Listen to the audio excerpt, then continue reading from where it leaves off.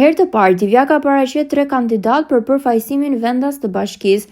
Këta kandidat janë pjesë e listës së skuadrës së qarkut fier të Partisë Socialiste, kur njëri prej tyre pjesë e listës së sigurt. 3 figura me reputacion do t'i përfaqësojnë qytetarët në parlamentin e ardhshëm.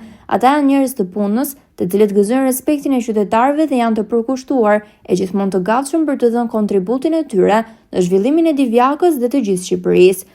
Të 3 kandidatët u prezantuan në Pallatin e Kulturës, në qendrën e qytetit të Divjakës, nga drejtuesja e qarkut fier e Partisë Socialiste Belinda Balluko, në një sallë të mbushur me qytetarë, simpatizantë dhe antarë të Partisë Socialiste, si dhe me drejtues të institucioneve të tjera.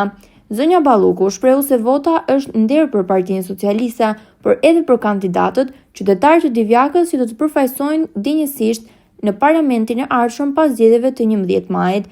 Gjatë prezantimit u paraqitën dhe emrat e kandidatëve: Ana Nako, Avdis Nalla dhe Dimitër Kruti. Pas fjalës së zonjës Balluko, të 3 kandidatët u prezantuan përpara qytetarëve.